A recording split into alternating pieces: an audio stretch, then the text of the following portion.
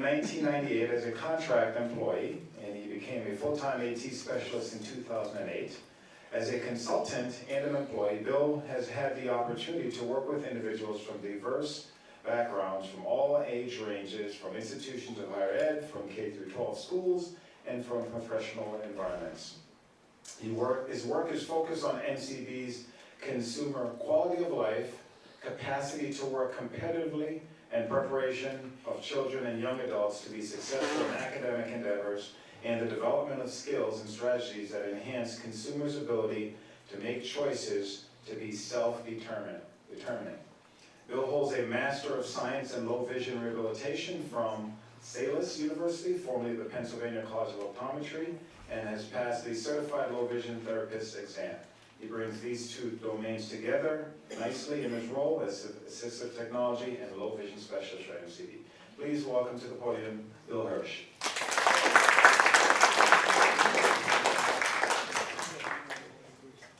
That must be the other Bill Hersh. Yes?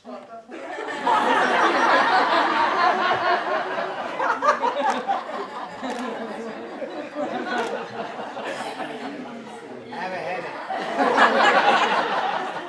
Just because you have hair. You can get away with that. Before I started working at the commission, will this pick me up if I wander a little? I'm a wanderer. I worked at Springfield Technical Community College. I directed a grant there called Project Access, which was the Alliance of Cooperating Colleges and Employers for Student Success. And the purpose of that project was to disseminate information about assistive technology region-wide. And the region was New England. We didn't focus on one particular disability or one type of access strategy or one type of assistive technology.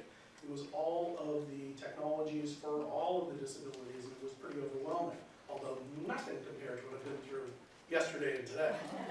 So I don't know about you guys, but you said it's like drowning. I feel like I've had 4 Thanksgiving dinners, and someone is now offering me dessert. So I hope you all don't feel exactly that way, but I know that after lunch sometimes we get that food coma thing going.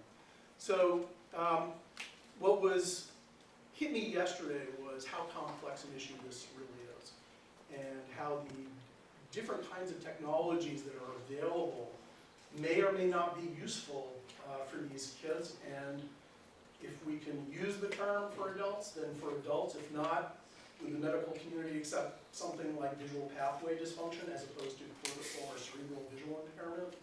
But where the vision loss is not just in the eye, but in the brain. And so I was thinking back on all those technologies that we used to use, and how focused we've become, or I've become, since I've come to the commission, because our consumers, primarily we look at them as having ocular vision loss. And the ocular vision loss lends itself to supportive technologies of a very narrow kind of scope.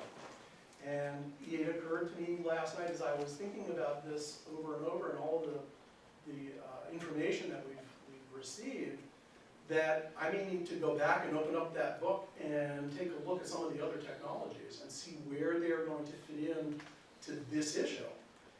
Certainly some of the augmentative communications devices, and some of the switches, and some of the other kinds of devices that we don't typically use in the commission. Well, I'll bring it up later. I mean, we may have other ways that we want to approach this issue. So that was just one thought. Toward the end of the time that I was at STIC, the Department of Education came out with a publication. This was in 1999. And it was the result of some of their research. It was called How People Learn Brain-Mind Experience and School. And they came up with 6 areas that were relevant to deep understanding, and their goal was domain mastery.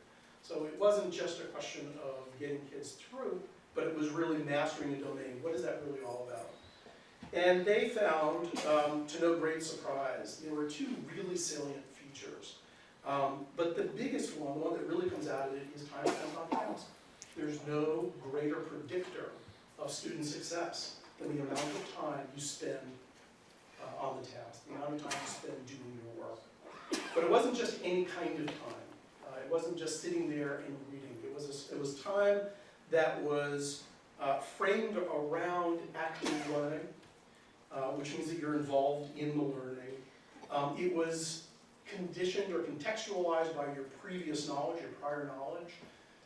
So what you're bringing to that educational experience and to that learning experience. And your motivation, your learning for understanding. So it struck me again that some of these principles are some of the things that we've been talking about, that we've been hearing about, especially when it comes to differentiating, which I'm really struggling to do, between the acquired versus the congenital disruption to the visual pathway, CVI versus whatever the community decides to call the other. That prior knowledge, I guess, is the big distinction in that in children, the brain has yet to evolve, those pathways have yet to make those great connections. And so there's disruption in those connections even prior to them attempting to be made.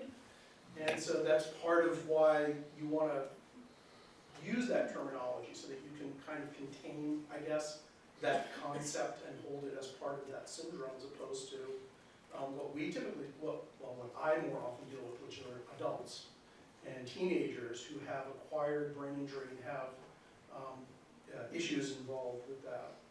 And they also spoke very clearly about plasticity and the related issues of early experience upon brain development. So the idea of plasticity and the developing brain is not a real new idea. It's been around for a while, but we're developing a new language, we have new tools, and we're structuring the knowledge about these events in new ways. And hopefully those new ways of structuring the knowledge and the new language will make intervention perhaps either easier or more predictable or more easily measured, so that there'll be value in doing that. So I just thought I wanted to bring that up. And, all right.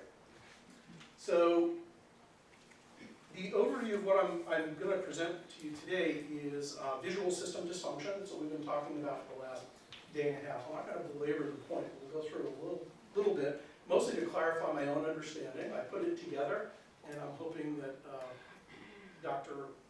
Maribet will correct inconsistencies, and I'll take down notes and I'll redo those slides for the future. And then we'll move into the assistive technology piece, which is what is access. A note on teams, something that we've talked a bit about or that we've heard a bit about. I think if the commission ultimately is going to undertake a role in working with kids with CVI, that the concept of the team is indispensable. There's going to be no other way to do it. So just a note on teams and how they're structured.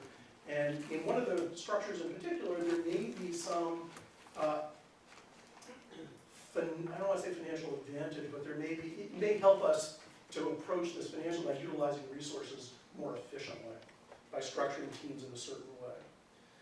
Assistive Technology Services has a structured approach. And so over the last couple of days, I'm thinking, it's like, well, where would technology fit into that? Where would assistive technology fit into this? What would we use with this kid? Or what would we use with that young man who was walking around Disney and couldn't recognize his parents? And the answer keeps coming back that there's a model, there's a structured approach to assistive technology evaluations and assessments, and the model is a good model. And the ways in which it needs to be modified is kind of like poking your hands around the inside of a pillowcase. I mean, you might stretch it a little here, you might stretch it a little there, you push it out a little bit here, but you're going to use that same systematic approach. Maybe we'll decide to modify it together to better suit the needs of these kids. And then making the assessment protocol more effective in addressing the unique needs of those with, I'm afraid to say the word now, CVI, however you want to interpret it. And then we're going to take a look at some of the technologies that are available. So there's some really cool stuff out there. There's our traditional stuff, and then there's a whole host of new stuff. And I think the future is way closer than we think it is, or than most of us think about it. And it's a really interesting time to live in. It's sort of like being in the Renaissance, where you've got somebody who's like in the last decade, and you've got somebody who's in the next decade, and you've got someone who's in this, right in the moment now. But the stuff is so close to hand that I think we need to take a look at it, because I think it's going to change the way we deliver service and the way we do assessments. And then I have one case study at the end, which we'll take a look at. So for the commission, where am I clicking? For the work that and I'll personalize it, because I don't know that it's true. I know that in the central part and eastern part, where they had access to the kinds of resources that they have here at Perkins and at Children's and things like that, that the process may be a little bit different, and the experience of our kids may be a little bit different than what it is in the West. We don't really have those kinds of resources locally. So I don't see as much of this as maybe is seen out here. So for me, when I work with a client, my first thought is that there's some kind of an ocular deficit, and that the vision loss is due to damage to the structures in the eye. So I'm going to be tuned to looking at those kinds of functions which are going to be affected by that, like acuity. So the acuity we talk about typically is measured by that Snellen chart, and it's typically under clinical settings, which are ideal settings, and we'll get some kind of a number, like a 2200 or a 2400 or 2800, and it is just a number. It's not telling me anything. It's suggestive of functional loss, but it's not telling me what functional loss there really is. And when I think about acuity, I might be thinking about things like magnification. I might be thinking about making a target larger. I might be thinking about what ocular structure is damaged and how technology might be used to remediate or to compensate for the defect or the loss in functionality of that structure.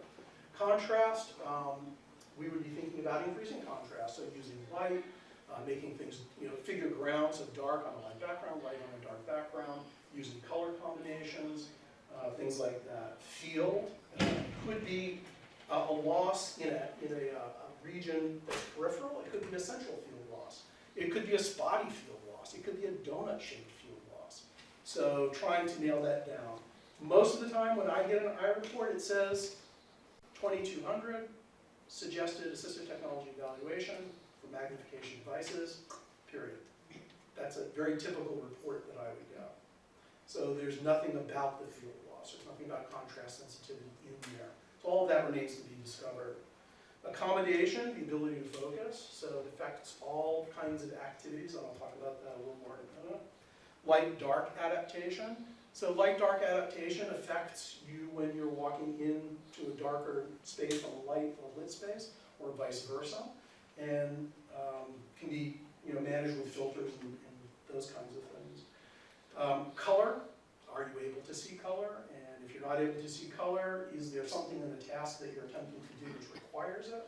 If there is, can we change the sensory input from either the true color, can we make it something audible, or can we change its shade?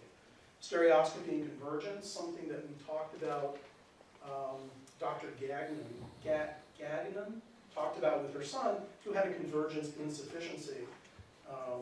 And so we need to know that might be happening and might need to be addressed. And motility, movement of the eyes.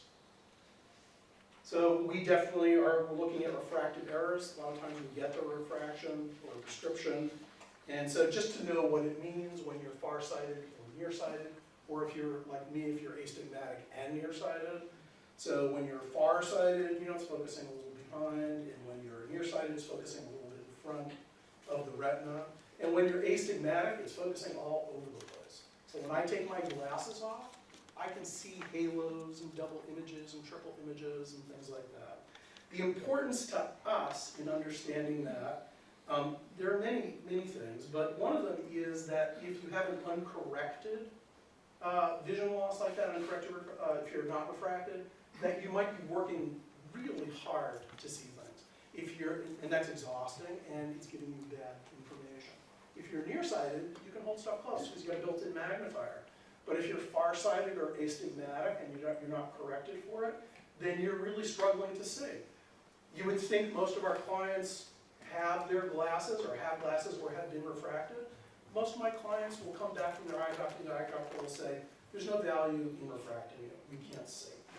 So they will go uncorrected, and they will maybe suffer for it. Or I might get to a client's house and they'll say, well, I don't wear my glasses anymore.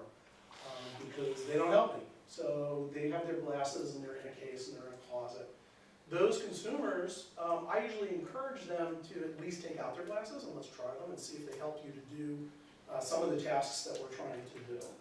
So we want to know that. And then the astigmatics, like myself, I wear my glasses all the time. This is my adaptive technology. Typical Snellen chart, it's a picture of that chart just so you see what it is.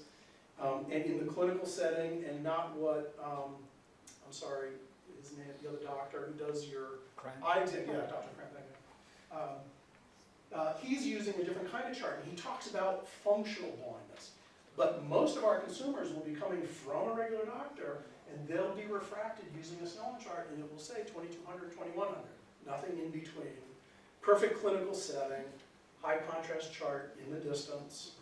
They may have a near chart, but also would be spotting, single characters, high contrast. So we want to know that because we know it doesn't tell us a lot about our consumers. So if I know a consumer has their acuity based on a Snellen chart, I know that we need to look differently at their acuity and figure out what it really is. Looking at central field loss, typically we might get an Amsler Grid, or we might do an Amsler Grid, and what it's showing is where the area of loss is. And the one on the left is what the grid looks like with eyes where all of the components are functioning, and the one on the right is, has a field loss in the upper right quadrant and a field distortion in the lower left quadrant where the lines are wiggly. So if I know consumers have field losses and I know where they are and I have approximate size and dimension for them, then that helps me when I try to encourage them to look at something, and they help me to figure out the correct target size, placement of a target, placement of a device, helping them to turn their head or to learn to do eccentrically, or whatever it is as a vision strategy that's used in addition to the assistive technology. Everybody good so far? Mm-hmm. So this is a picture of what different kinds of scotomas look like. The map on the left will basically forget it. It's showing you where insults to the optic nerve pathway, to the pathway, the visual pathway, and what kinds of scotomas might correspond to damage in that area. But what's more interesting is the kinds of field loss that's shown. So you have a peripheral field loss, and then you have that ring scotoma. Ring scotomas are the toughest because you have a small area in the middle where someone has a pretty good field. You have a peripheral area where someone has maybe a decent field, and then you have this donut shape where there's nothing. So actually, it's not necessarily nothing. Just take a tangent for a second. I had a bunch of clients, and when I first started, I would always ask them, you know, what are you not seeing? What does that look like? What is the scotoma? And I got so many different answers that I guess the answer is it's very individual. But I've heard it's a brown smudge, it's a black smudge, it's a hole in my field. I had one client say, well, it's actually nothing. I don't see a scotoma. I see everything around it just kind of collapsed into that space until I turn. And then I say, oh, there was something there. We all have a scotoma. We have one in each eye, and it's very easy to find it if you want to, for those of you who would like. You cover one eye, hold your hand straight out, one finger, look in the distance, not at your finger, and then move your finger out to about 15 degrees and it will disappear. Other way, Trish. Out. The other outside. So if you move it out, away, yeah. No, this way. Move it. Now move that way. But hold your finger in front. Watch the finger.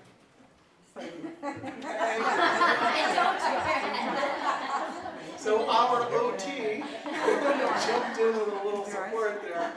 So a lot of people can't find it at first, which really just is testimony to how much the brain fills in. Right? Seeing is really creative. We kind of see stuff that isn't there all the time. So that's what that is. Okay, so ocular impairments, when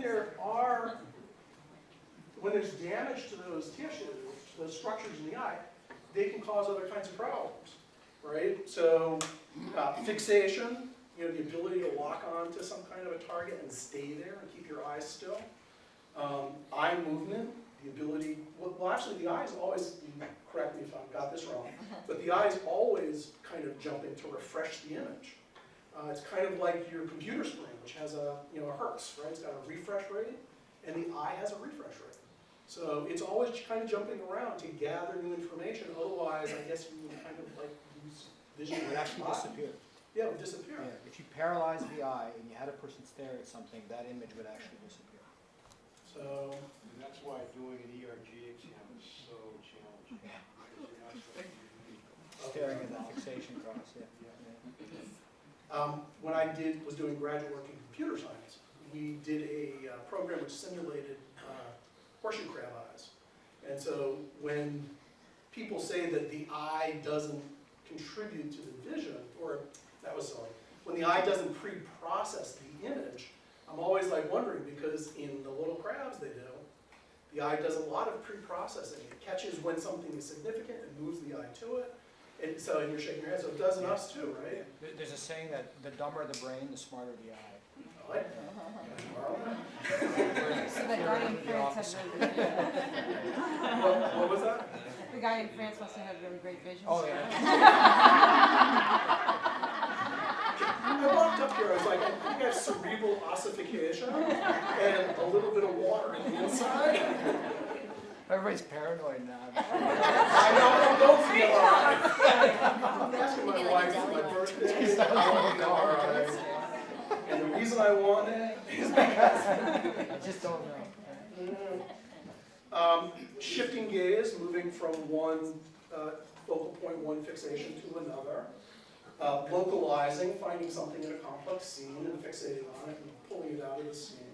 Scanning, moving around your visual field and looking for relevant, significant information. Tracking and tracing. Tracking is following a moving target. And tracing is something, you know, we do it all the time. You do it when anyone who drives does it, especially if you're driving at night, right? You don't look into the headlights, you look at the line on the side of the road, and you're following that line, you know, hanging on to that. That's tracing. And visually impaired people use tracing a lot in orientation and mobility, but it's also used in reading, and it's used in a lot of tasks. In fact, I'm not sure, I mean, breaking it down helps, because it breaks down the pieces, but it's not like these are used in isolation. These are used together to perform visual tasks. So fixation in reading, you know, it looks, for those of us who are seeing, it looks like everything is roughly the same acuity. Everything's pretty sharp. But the reality is, it's only a spot about the size of your thumbnail at arm's length that is sharp. Everything else is a little bit blurry. But because your eye is saccading and scanning and jumping around, it creates an image in the brain, I'm guessing, that tells you that this is all pretty much in focus. So when you're reading, your eye is jumping around, but you're really only seeing a few letters at a time sharp. The rest of it is what your brain is doing. The brain's filling that in.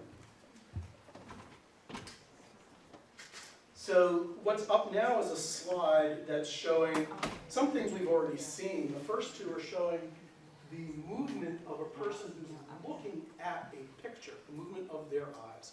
And where are their eyes going when they're looking at this picture? And most of the time the eyes, in this instance, it's a picture of a young girl with curly hair, and a picture of a maybe teen or girl in her 20s, woman in her 20s. And the person looking at the photograph is looking mostly at the eyes and the mouth. So salient features of a face that give us identification, recognition of what we're seeing. The line below, and I probably should, oh, well, because it's all part of Saccade pursuit, shifting gaze, and localizing scanning, is 3 lines of text. And there are arrows showing how the eye might be jumping from word to word as it's reading that text. And this would be someone whose, all of those visual skills are present, and those visual skills are all working together to make reading successful. Tracking, following moving objects, a picture of people walking down the street, and a picture of people playing basketball. Tracing, question? Oh, volleyball, thank you, yeah. I knew that. It was the turkey sandwich. Then get scared. It's like, oh! You told me that was basketball. Yeah, so at least it's all in the same area. Tracing, it's a picture of a spiral, and just it's actually an activity that can be performed, and just so moving your eyes around that spiral to see if you can follow the text. So when you have defects in ocular structures, when you're missing skills, it affects your ability to perceive. And so some of the ideas in perception, the first four anyway, discrimination, closure, figure ground, and form constancy. And then visual memory, I like, and visual motor function, that visually guided motor function. And then the last one, the book that Casey has purchased, I actually skimmed through that whole thing in a few days. That was quite a job. But she talks a lot, and she being Amanda, pronounce the last name, Luke,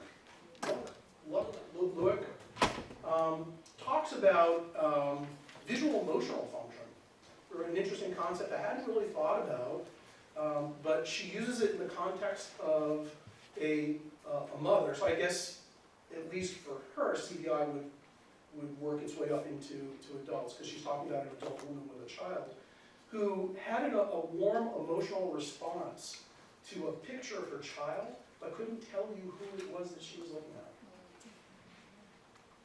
I mean, how sad is that, right? So she called that a visual emotional function. Some really strange kinds of things. I'm working with a guy now, one of Carrie's actually, who had a stroke, I believe. And one of the things he says to me, is the world looks flat now. He had a stroke, right? So there's impairment there.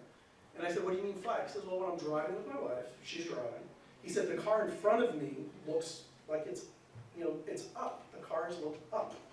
They're vertical, they're flat. And it's like, okay, so we've got no depth perception, no three-dimensional vision. Everything's two-dimensional. And actually, isn't it after 20 feet, everything is kind of two-dimensional? We rely on cues for us to believe in our mind's eye that it's got depth, but we're not actually seeing that. So, but it's not, I don't think that equates to what he's saying. But when he walks, and I'll demonstrate how he walks, he goes like this. And I was like, David, what are you doing? And he said, well, I'm convincing myself that it's not straight, it's not here in front of me. What is he doing? He's got an uneven gait. His right leg kind of wobbles a little, feeling for the ground, and he's right-handed. Yeah, he needs mobility. Yeah. He's right. Yeah, we got to get him to Carol. And his right, but his right hand was the thing that was so interesting. His right hand sweeps the field in front, roughly where his chest is. So his right hand is sweeping across the field. And he said he's convincing himself that the world is not vertical. Yeah. The world is not. Vertical. To him, the world looks like he's looking at a picture. Flat. How long has he had since his stroke? A year and a half. About a year and a half. Okay, so my question would be, to me, when people start working on depth perception issues with low vision, not with the stroke, they start relearning the environment and taking those cues, even though they can't see the depth perception, they can understand that that's what that means. It sounds like he's not going to relearn that cue. He's still seeing everything flat, and he hasn't been able to hit that pathway going, it's not really flat. What would, did someone say something, or was that? What would you do? Well, I don't know, I thought I would have seen some improvement with that. In a year and a Developing half. that, I know what it is, but with a cane, he might be able to start picking those up, Right. and then start He would relearning be those safer pathways. anyway, right? Yeah, And more confident. yeah, but I thought after a certain point, he might pick up that he start relearning those cues, that when you see it further away, it's still flat, though we see depth perception, because we know the leaves, we already know the memory of what that means with the tree in the back and the leaves, and that's three-dimensional. Right, so Even you though have we something may not see obscuring it. something else you know is behind it, or in Right. front. Right, so I'm surprised that he hasn't adapted yet. Well, I think, again, I don't want to use the CDI, but it speaks to that pathway. He's able to verbalize that, but I wonder how he's processing it. Yeah, I don't really know. okay, it's interesting. It is. Interesting, we should work collectively to come up with a better word, because I hate to use that word when someone's suffering like that. Oh, that's really interesting. I mean, it is, but there's got to be a better way to describe that. So, discrimination, what's different? What's different in the figure on the left, figure on the right? So there's a picture of a grandma and a child and an animal, I guess a bunny, and it's a birthday scene, and there's some differences there. I'm not going to have you pick them out now.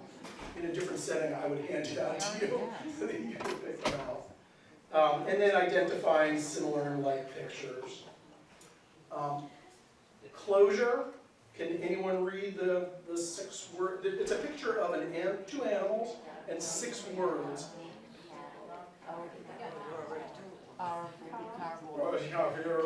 And that's right! You all got it! So it's a pig and a bunny, and it's basically, you know what the image is supposed to be. So you're able to close the lines and make sense out of it. It's something we do all the time. We don't think about these things when we're doing stuff. But when vision isn't working right, then these things that to us are sort of amusing can become real barriers to performing tasks. And so we want to try to address them if we can. Okay, you all saw this one. I'm going to ask you, doctor, what is this? 2 faces looking at the orbit. Yeah, so that's that figure ground. And it was interesting to me when I looked at it, when I told myself I'm looking at a box, my eye went, and I don't know if I was doing it consciously or not, but it felt like my eye was like, okay, pause, face, okay, face, pause, face, face. So my eye was jumping to those places. Now, this should be obvious to everyone. If it's not, if it is, hang on to it for a minute because I see some people looking. It's form constancy, right? So you should all know what this is. Is there anyone still thinking about it? So we're going to have to work on form constancy. Well, you saw this just a little while ago. The cow? It's the cow. They couldn't see it before, so I would able to see it. Some people are shaking their heads like, that's not the cow. He's crazy. That's not it. Well, when my daughter was little, being the creepy father that I was, I would take things and say, it's like, so this is an Erlenmeyer flask, what's this? This is an Erlenmeyer flask, what's this?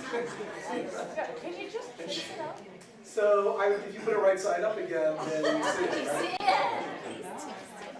There he's like, I knew that.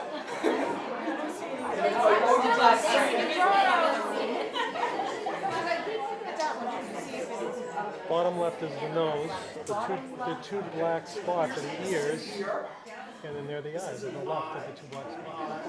This is the nose. Oh! There's another. So if I'm pointing out salient features,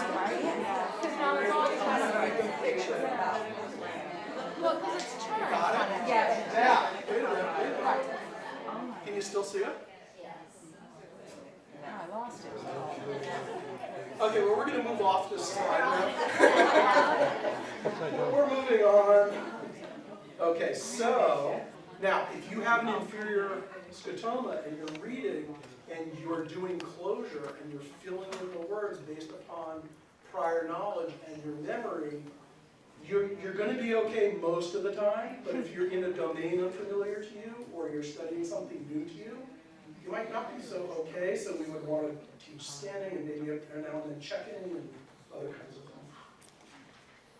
So this is more reading with a scotoma. There are 2 lines of text.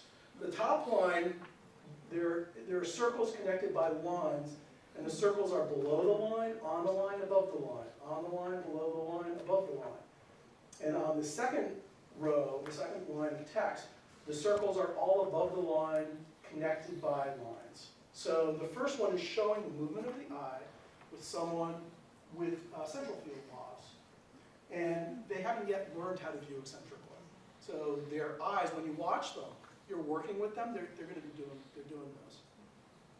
And they're working really hard, and it's tiring. And their eyes are tired, they're tired, and it's just, it's tough. But that's your cue that they haven't learned to view eccentrically. The best position for eccentric viewing, if it works, is to move your scotoma above the line. So you're not reading into it, you're not reading out of it, and when you go to the next line, also still in your field. So it's the most efficient. And what that person in that second line has learned to do is to peg their central blind spot above the line, and they are either scanning across, or more likely, if they've had good training and it works for them, the page is moving in front of their eye, they've pegged their eye and the page is moving, like with a CCTV. Does that improve, if you're doing eccentric viewing, fatigue factor, does that improve as you get better at it, or is it still, you still have a higher fatigue factor reading with using eccentric viewing? Because you're so far, you're still trying to focus on. So yes and yes. Okay. It is still fatiguing, but it's not as fatiguing as hunting. Yeah. But it's more tiring than if you didn't have a central field loss. So you look above so that you'll pick up the next line. If it works for you. Field. Yeah, so you know when you're doing that, you're having somebody look at your face and Right. imagine a clock and you're trying to find that spot. If it works that the scotoma can be moved up and they can see the text below, Right. that is the best position. Because If that it- allows them to pick up the next line. Yeah, right. That makes sense. Yeah, and you're not reading into or out of the Right. scotoma. So it's not like you're hunting for each word, like the words being unfolded in front of your eyes. Boy, is that exhausting. Or the other way around, where you're piecing together three characters, to make a word. So the question of finding the right magnification level so that a person can do that. If they can, not everybody can do that. I've had people, they can only read if they look to the right, they can only read if they look to the left, they can only read if they look below. And for those individuals, you may say something like, well, maybe we want to give you auditory support or other kinds of things to help you along, because that's not the most efficient eccentric viewing position. It's going to catch you someplace probably, right? Okay, so that was just kind of a catch-up on the issues that are characteristic of low vision. Not yet CVI. I have a slide where I got those 10 characteristics, and to see how are those going to play into providing assistive technology when there are no ocular issues, if I understood you yesterday, which is the majority of the kids you have. Right? So I mean, it's like a whole different story. I got a whole other narrative now that I got to figure out, which is, it's a challenge to do that, because we've been trained so long to look at this model. And now we have to shift models. But assistive technology is a model that should work. It should be flexible enough to allow for those kinds of changes. And it is what we call a holistic model. So what constitutes access? When does a person have access to whatever the task is that they're trying to do? They have access when the person with the disability is motivated and amenable to available access methods. And amenable would be used in both of its senses. So it is that you are okay with it and that it works for you. So it has to be amenable to you in both those ways. The task and the task components have to be inherently accessible or able to be modified to be accessible. So if it's not inherently accessible and I can't modify it to be accessible, then it's going to fall apart. We have to find something else. Bill, there's another addition to that too, Yeah? that you're willing to take the time to make it amenable, that it's not going to happen instantly. Right. Right, so that would speak to motivation, Yeah. right? And that would go for us as well as the consumer, right? Oh, yeah. Right, so, and having the time. right? So you can go to a consumer's house and you've got the right issues, you've got that thing understood, you have the right tools, and now how many visits will it take to make it work, to get it to work? And I'll talk a little bit about that later, especially in the context of CBI, because the CBI time investment is much more than anything we're doing. So how might we be able to afford to be with a child for 2, 3, 4 years, following them along? How would we do that? The tools and strategies to redress the barrier have to be available. The skills and knowledge necessary to effectively use the tools and strategies have to be developed, and the team has to be in place and committed to making it happen. So you need all those pieces. You take away one of those pieces, and suddenly your access is much more difficult and may not be achievable. So the structured approach. The first thing we do, and it's what everyone in this room has talked about, is to identify the task. What are you trying to do? It's a very task-oriented process. Now, that's a good thing and a bad thing. It's a good thing from a facilitator's point of view. It's a bad thing from a philosophical point of view. Because just like what you're doing is sort of pure research. What's going to come out of it? I don't know. Let's wait and see. Like, that's what makes that so exciting. Your job is the most fun next tomorrow. But for this process, we have to identify the task. But how nice would it be to just sit with somebody and have a whole bunch of toys and say, go play, let's go see what happens. That's something it's not part of our model as a rehab agency. That's not our mission. But it would be nice for somebody to have that as a mission, because that's a really important piece. The barrier is then identified, so you want to access your iPad calendar. That's your task. And so what's the barrier to doing that? Well, maybe I don't have good acuity, maybe I don't have good fine motor skills, maybe I don't have visually guided motor, maybe I can't, whatever. So you identify what the barrier is to being able to do that task.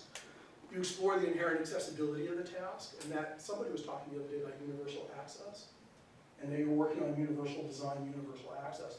Are you familiar with the name Hersh in conjunction with universal? She was at UMass Amherst and was one of the pioneers in universal access. So the inherent accessibility of that task. The iPad is very flexible. You can make it bigger, you can have it talk, you can zoom in, you can put your hand on it, you can put tactile things on the surface of it, and do all kinds of stuff to it. So there's accessibility built into that device. Selection of the assistive technology tool and the vision strategy. I'm just looking, I have notes on my thing here. I don't need that right now. And so you would be looking at, is the person able to perform the motor skills, and if not, can we train them to do those motor skills and so forth. Develop skill with those AT tools. Strategies are developed and taught, and that's going to generally be done by the assistive technology person in our current model. But we often have, in our region 1 anyway, we have case managers who are doing that, which has taken a huge load off of me, which frees me up to do other things like more assessments and other types of training. And also, sometimes our ADA person will go out and do some things that need to be done that way. Help and maintain consumer motivation, Margaret, so that talks to what you were talking about. And communicate with the team to foster cohesion and support for the process. So in the case of someone who maybe also has a cognitive disability, we need to make sure that the person who will carry on the instruction understands where we're trying to go with it and is able to continue the process when we're not there. So who are those team players? We have eye doctors, those who don't specialize in low vision and those who do. And we almost always have an eye doctor see our consumers. We don't always have a low vision specialist see our consumers. It's something we probably should think about. And certainly in the case of CBI, I don't see how you could move forward without it. That seems like a no-brainer, but that's going to have to be built into it. Social worker, case manager, the assistive technology specialist, O&M, TVIs, certainly with the kids, indispensable. You've got to have the TVI on board. And family and community support is a critical component to that. No questions so far? Everybody's digesting. Yeah? Really? Okay, we're going to skip all the rest. But I want to show you some of these toys.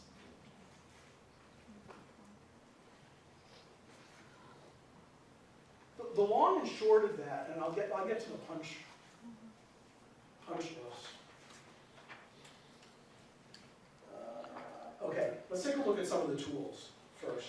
These are some of the traditional ones: video magnifiers, binocular, spectacle mounted magnifiers, and things like that. Digital devices, things that make things bigger, give them more contrast, speak them out loud to you, scan in material, display them in alternative formats like Braille displays. Very traditional kinds of tools that we use.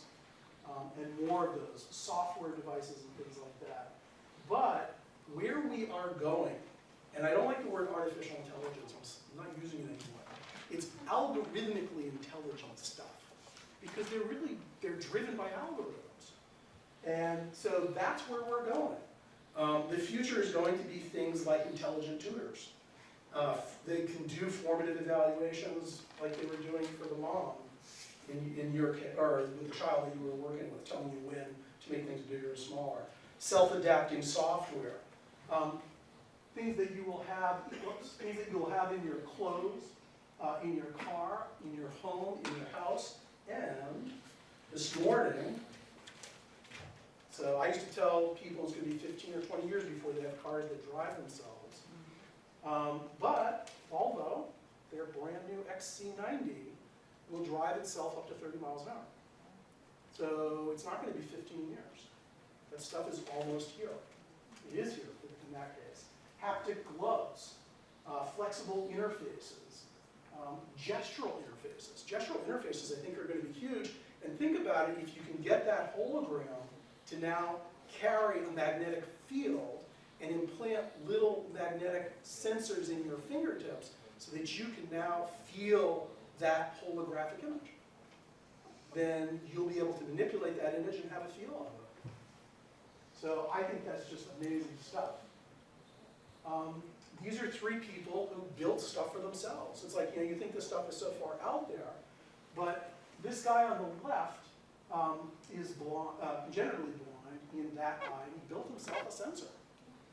He built himself a sensor. He wears it, and it tells him distance and temperature. The guy in the middle is colorblind. So he built himself a sensor. It's connected to a bone in the back of his head. And the sensor conveys color information as sound. And the guy on the right is missing his arm, and he built himself an arm in his garage for $250, a robotic arm. And one of the kids in my daughter's school built himself a 3D printer for $500. So this stuff is here, and this is where we're going.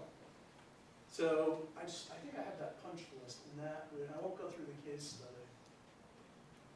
Okay, so how could we make this work for the commission? Is always a question, and then I'll be finished. We're going to need to rely more heavily on a team approach. We're going to need to practice role release, which means teaching someone your job so that they can do it, but come back to you for help. So that I don't need to be with that kid for a year.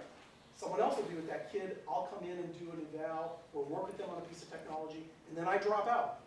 And then I come back, and then I drop out. I don't see any other way for us to do it financially, yeah. It's so important when you have kids who are nonverbal. We're always just, we have an idea and we're just trying it. We've done the assessment, we know, what things might be important to that child as far as distance and color and fields. But basically, we're flying by the seat of our pants when we choose something to use for assistive technology. So always having someone come back in to check it is so important for us as teachers. And I think that's one way we could afford to do it as an agency, because I don't see how you could have someone, for example, me, coming out to work with a kid for a year, once a week or twice a week. And I don't know enough. I need your expertise. We need to, right, so it's the highest level of working with teams. We should be prepared for the time and investment that's required. We're going to need to find creative ways to balance resources. the role release. We're gonna need to develop in-house expertise. I think this is fairly new for most of us, and so I think we're gonna need to develop some in-house expertise and some redundancy, so that it's not just one person, but it's distributed throughout the agency. Utilize technology is not usually part of our toolkit. We're gonna be looking at all kinds of things we don't normally work with. And we're gonna have to embrace the high rate of change of technology and find ways to stay on the leading edge. You know, maybe we don't only teach people to type and to use word processing and get on the internet and use their iPhone, but we teach them how to formulate a verbal query because they're going to be talking to their device. We teach them how to move their hands because they're going to be interacting with a device using those holographic images. That stuff's coming. So we're going to want to teach our consumers how to do that. And it's really exciting. So, all right, so I really messed up on the time, I'm sorry. That's it, I guess.